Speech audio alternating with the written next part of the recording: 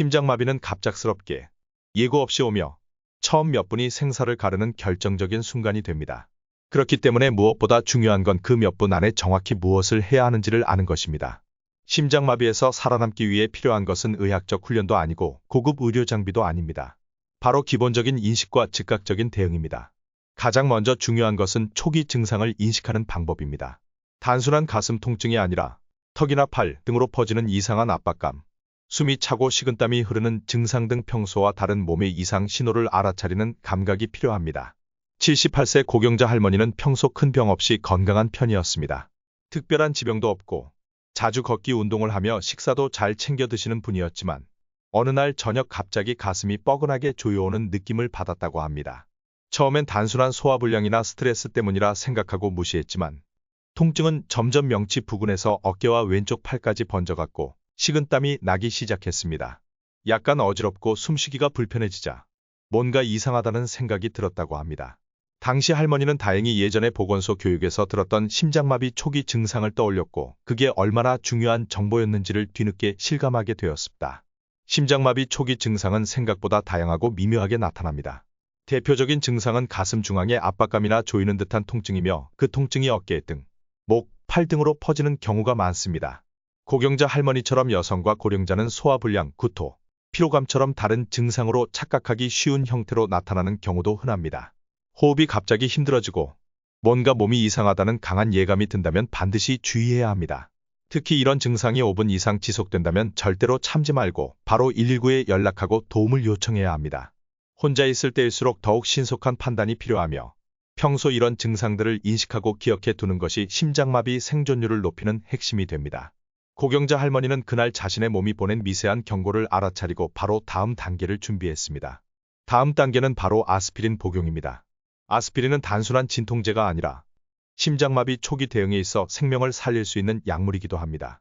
그 핵심은 바로 혈전을 막아주는 작용에 있습니다. 심장마비는 대부분 심장으로 가는 혈관, 특히 관상동맥이 피떡, 즉 혈전으로 갑자기 막히면서 발생하게 됩니다.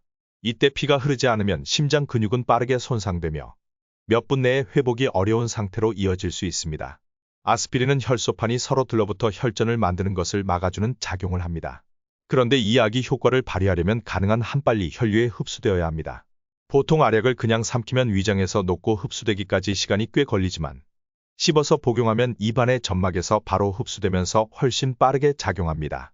실제로 응급의학 연구들에 따르면 아스피린을 씹었을 때 효과가 나타나는 시간이 5분 이내로 단축되며 이는 골든타임 안에 심장 손상을 줄일 수 있는 결정적인 차이를 만들어냅니다.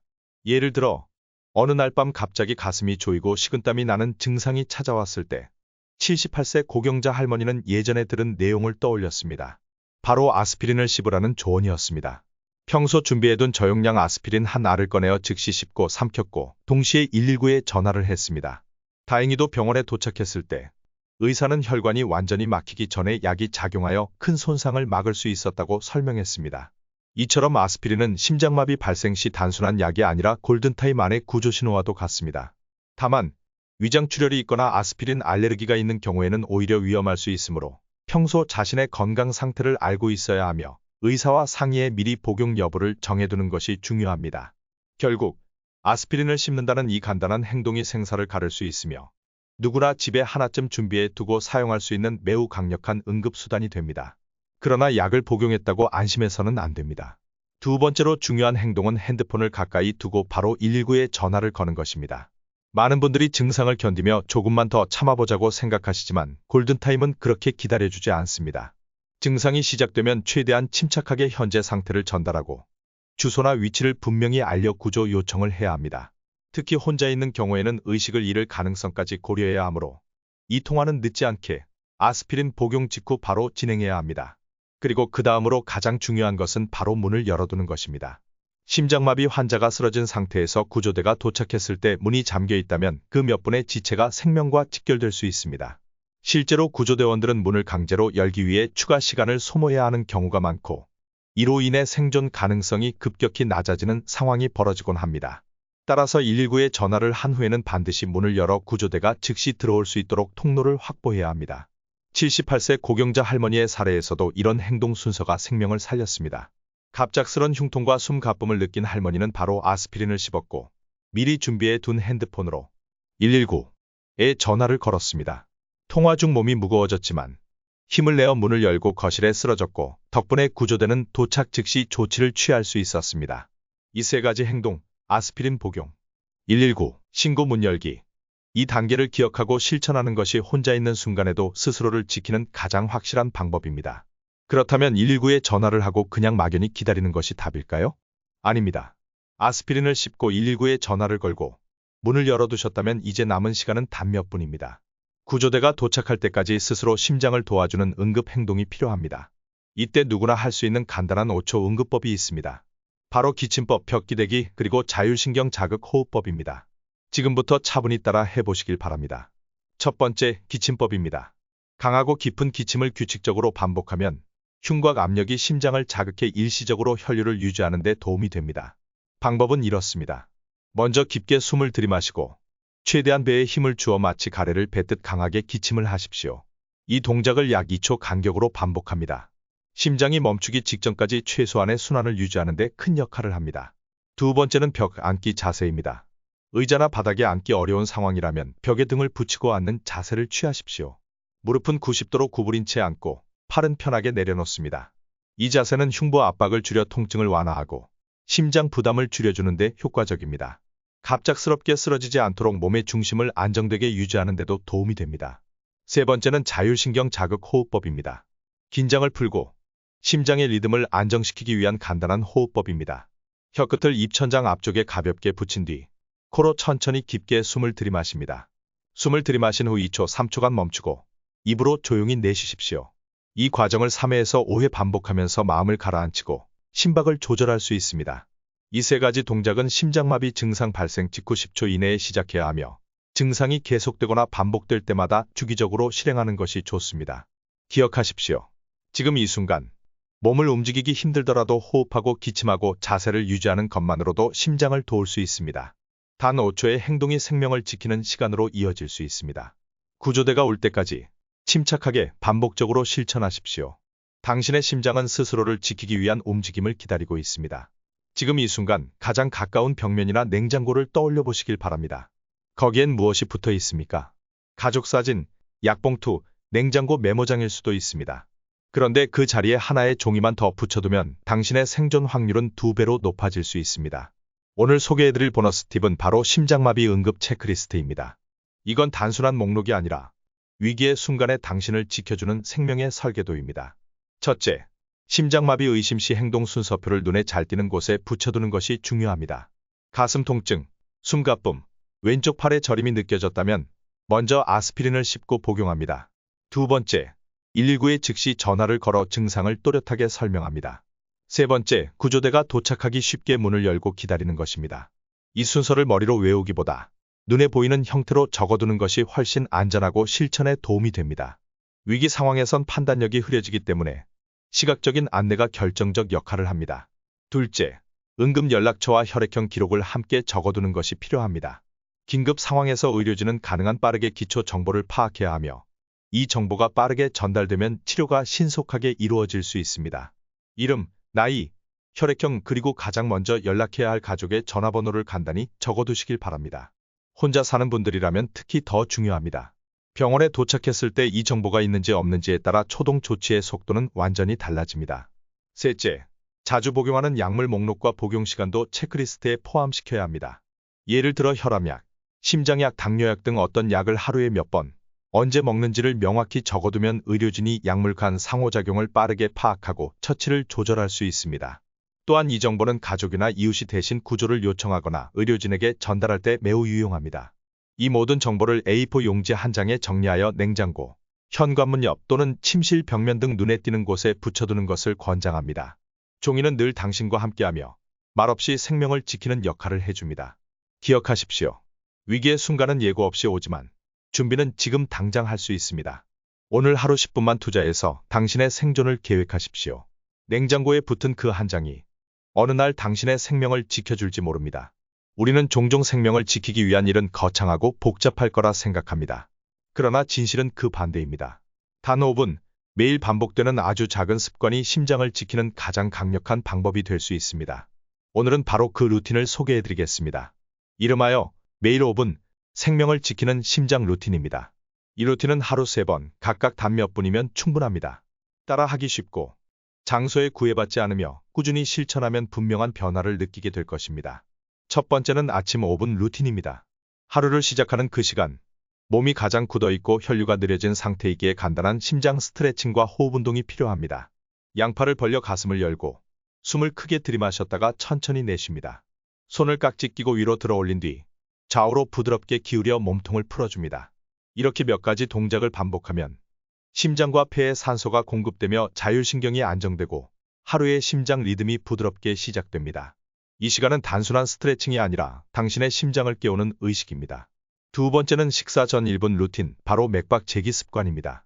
손목이나 목에서 맥박을 느껴보며 자신의 심박수를 확인하는 이 습관은 몸 상태를 스스로 체크하는 강력한 자가 진단 방법이 됩니다. 심박수가 지나치게 빠르거나 불규칙하다면 그것은 몸이 보내는 신호일 수 있습니다.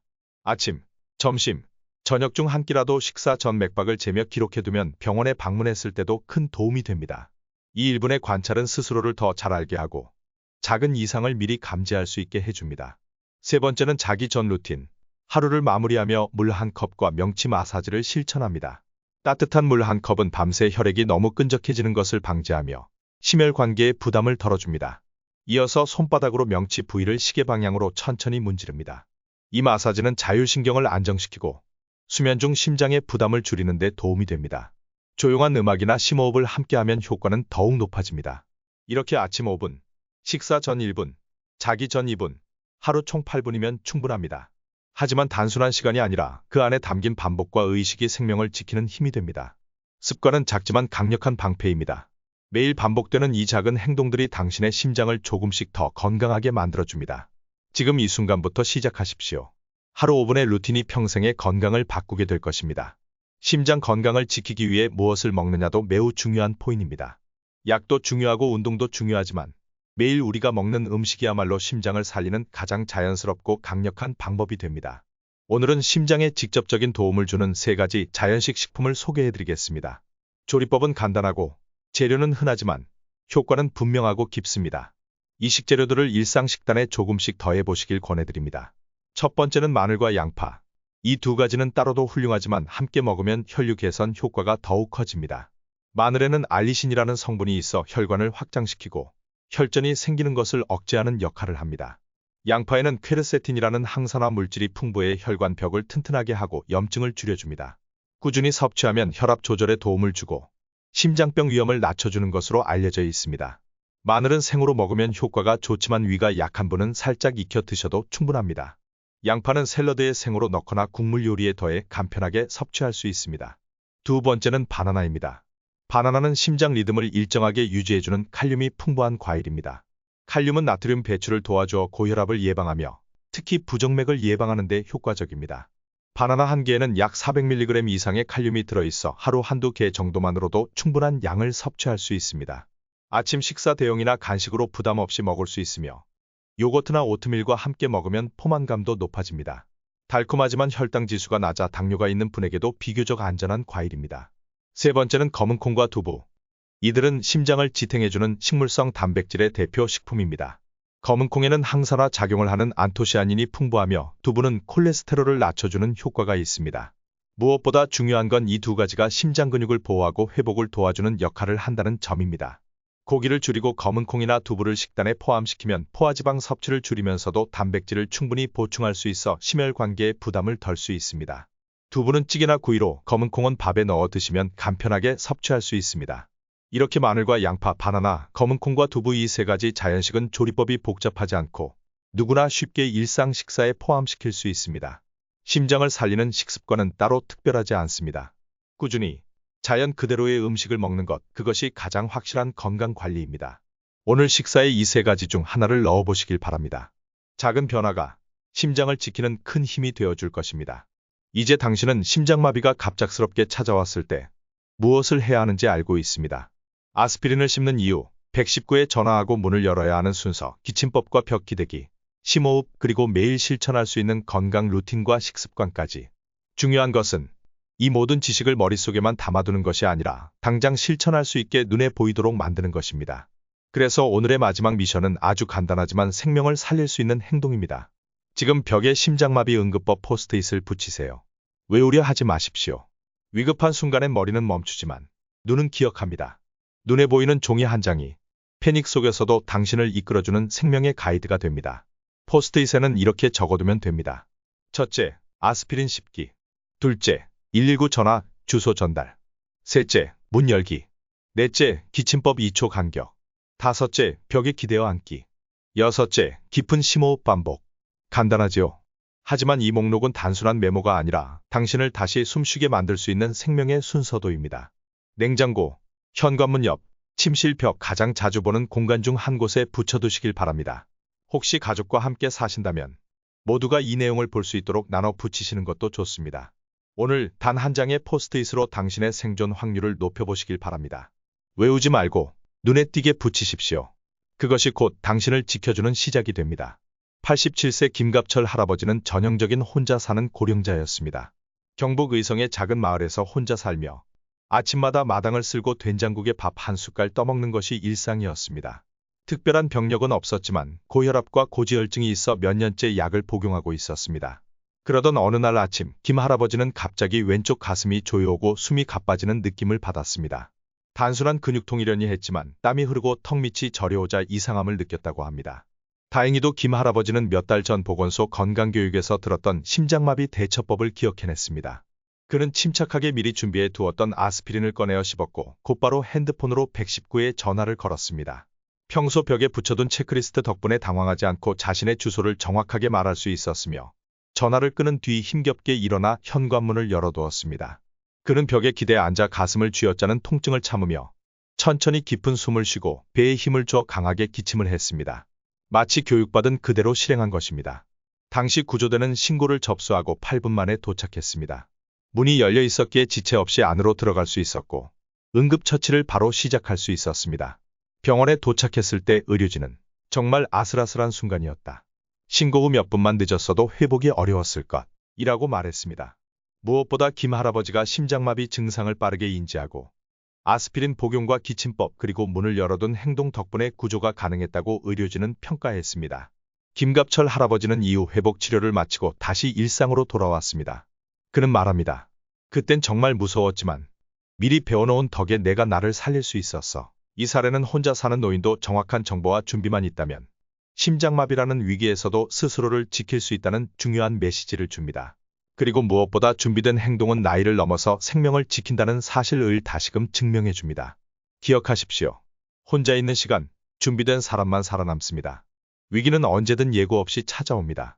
하지만 지금처럼 차분히 대비해 두었다면 그 순간에도 당신은 움직일 수 있습니다. 두려움보다 먼저 떠오르는 것은 준비된 행동이고 그것이 생명을 지켜줍니다. 이 영상이 당신에게 작은 도움이 되었길 바랍니다. 심장을 지키는 방법, 혼자만 알고 계시지 마십시오. 좋아요와 구독 버튼을 누르고 이 내용을 가족에게 꼭 공유해 주세요. 당신이 사랑하는 사람도 준비될 수 있도록 말입니다.